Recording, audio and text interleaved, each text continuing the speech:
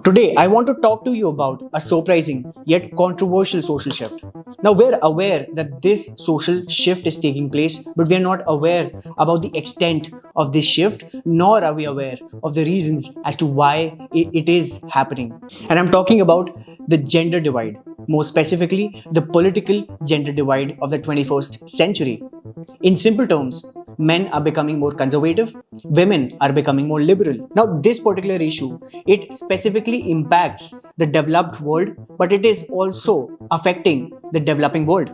But what is driving this divide? Why are women embracing progressive ideas whereas men moving towards and aligning with conservative values? And what is the impact of this gender divide? Now, the left blames it on toxic masculinity, misogyny, as well as the growing concerns of fascism. On the other hand, the right blames it on modern day feminism, identity politics, as well as the growing popularity of communism amongst the youth. Now, let us try to understand the reasons behind this divide.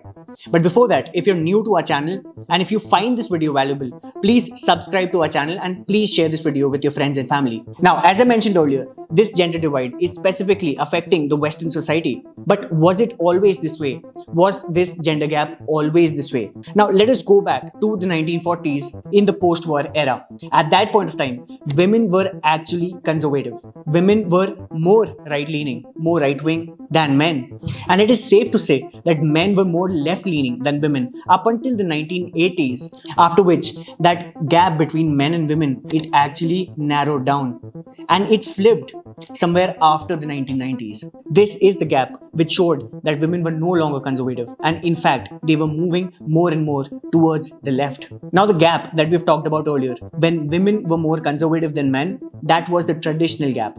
And the gap that we're looking at right now, after 1990s, 2000s, and up until now, is the modern day gap, the modern gender gap. Now, let us look at the US, for example. Young women between the ages of 18 to 30 are 30 percentage points more left-leaning or more liberal than young men. In simple terms, it simply means that women have moved 30 points towards the left, whereas men, they have moved towards the center. They're still on the left, but they're moving closer to the center. Now, Germany has also witnessed a similar gender gap, a 30 percentage point gender gap between young men and young women.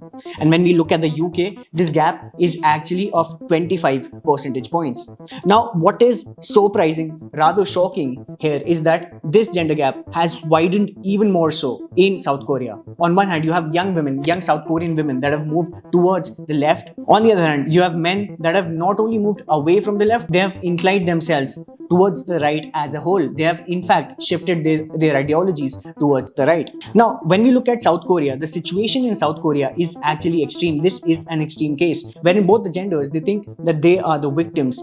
There is a growing hatred towards the other gender. On one hand, you have young men that are required to go to military, and it is compulsory for men to enroll in military for a specific period of time. On the other hand, South Korean women think that they are the victims and they are being hated on by men. It seems like this is somewhat a battle between misandry and misogyny. This is concerning for young men in South Korea who think that modern day feminism is actually destroying their society. And on the other hand, South Korean women think that despite the growth of feminism in their country, their social as well as economic status has not improved much. Now, while there is no extensive research about the exact reasons for this growing gender divide, a significant number of political experts and commentators have said that there could be some plausible reasons, one of which being feminism. In the 1940s and 50s, women embraced their traditions. Women were more religious at that point of time. Women were also not very much exposed to the outside world, which is why women had traditional values and women were also right-leaning. But as the feminist movement grew, as the feminist movement started gaining attention, women also started getting a lot more rights that were earlier reserved for men. Women started getting education. Women were now also allowed to enroll in workforce. At the same time, women were more independent at this point of time, started getting more independent from there on. And as a result, women started embracing the progressive political ideology. And this brings us to the widening gender gap of the 2020s, which has widened even more so, specifically after COVID-19, as has been presented by John Byrne Murdoch. Now, an important question here that we can ask is, are women actually moving towards the left, or are men turning towards the right, whereas women are staying at the same place? Women have not moved, but men have moved towards the right. Now, when we look at the charts that have been presented by John Byrne Murdoch, we can see that specifically in the three regions, three developed countries, UK, US, and Germany, young women have certainly moved towards the left, whereas young men are still somewhat liberal, they're closer to center left. But when we look at the specific case of South Korea, women have certainly moved towards the left, and men, they have significantly moved towards the right. So it is certainly not the case which says that it is only men that have moved towards the right, or women that have moved towards the left, or women have stayed the same whereas men have moved towards the right. There have been certain significant shift in both of the ideologies that these genders respectively follow at this point of time. Again, when we look at the reasons, it is not clear as to what has driven or what is driving this particular change. There are multiple reasons for it. There is not one specific reason, but it is not clear as to what those specific reasons are.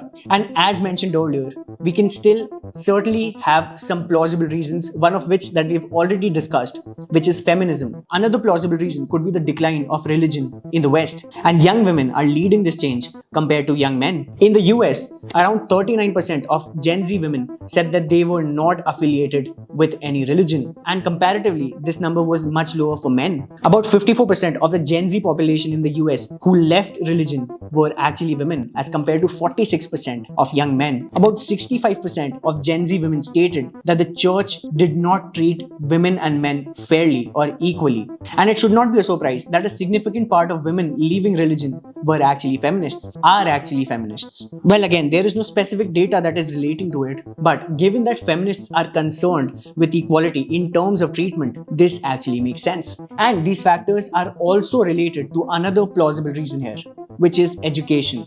When we look at the current data, young women are more likely to enroll in college as compared to young men. Young women are also more likely to pursue a higher degree compared to men. This means that women are getting educated at a higher pace than men, and at the same time, they are driven by ambition and vision, which is leading for them to prioritize their careers over settling down and having a family of their own. Now, these are some of the plausible reasons that are believed to have contributed to this growing divide between young men and young women in the 21st century, specifically in the Western world. Now, certainly, we can argue the efficiency as well as accuracy of these charts. We can say that these charts are not 100% true, or there is not 100% truth attached to these charts, because we have not been able to extract underlying reasons behind this trend. We have only been able to figure out some reasons that could be leading to this growing gender divide. However, the divide that we are witnessing at this point of time, if this is not addressed properly, this is going to cause a further strain on the relationship between men and women, young men and young women. Now, if this trend continues, we will witness a growing amount of hatred of one gender towards the other gender, a growing amount of lack of trust between the two genders, and also a lack of social interaction between the two genders. Now, this could also lead to a further decline in marriages in the Western world. At the same time, this will also lead to a decline in the birth rates, and in countries specifically like South Korea, which already has one of the lowest birth rates in the world, it is going to impact South Korea even more. And also, what is surprising here is that even though on the face of it, young men and women, they can say that they are following their particular ideologies, women following the left, whereas men following the right. But when we actually look at the policies, the differences in their opinions on many of these issues that we are currently witnessing in the world, there is not much of a difference between the two. There are only minor differences between the two genders where they actually stand on different policies. With that being said, what do you think about this gender divide? Do you think that we are actually in an era wherein this gender divide is actually growing? Please let me know what you think about this in the comments below. If you found this video valuable, please share this with your friends and family. And please subscribe to our YouTube channel. Thank you for watching this video and have a great day.